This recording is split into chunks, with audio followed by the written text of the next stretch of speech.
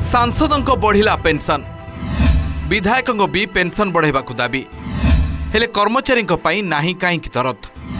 भकुआ सरकारी कर्मचारी चालाक जनप्रतिनिधि जड़े विधायक हूँ कि जड़े सांसद गणतंत्र नियम अनुसार एम निर्वाचित करि साधारण जनता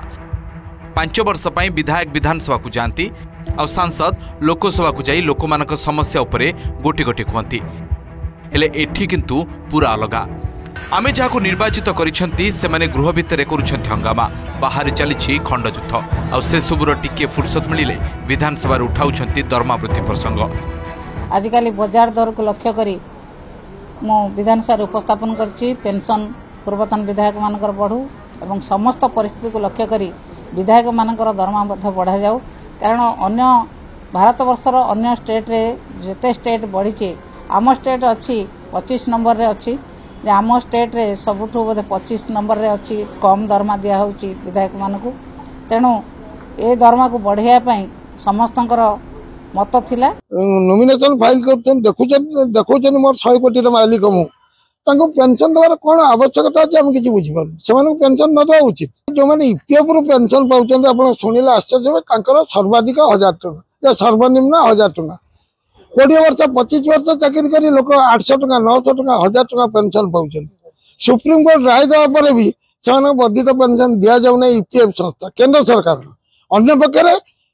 केंद्र सरकार पार्लियामेंट एमाने निज पई दरमा बढ़ाई दउछन्ती पेंशन ही बढ़ाई दउछन्ती हेले एठी प्रश्न उठुची काहेकि लक्षे टंका दरमा नै भी असंतुष्ट विधायक और सांसद पेंशन कथा पुणी उठुची काहेकि 2004 रु केंद्र सरकार पेंशन उठाई सारी विधायक और सांसदों क्षेत्र में यह काहेकि लागू होउची जनप्रतिनिधि हो गला मैंने कौन घर आनिक पूरा खर्च कर लोक सेवा कर ना पूरा जमी बाड़ी बिकिदेव संपत्ति बिकिदेव पिला छुआ भोग कर सेवा कर सेवा फ्री रे देवाई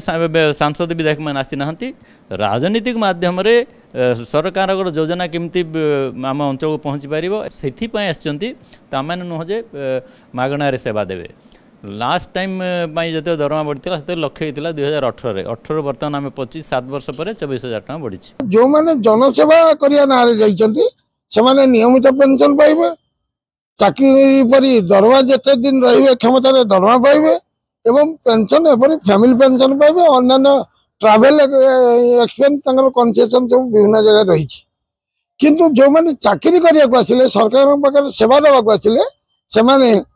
कहला तुम सरकारी कर्मचारी तुम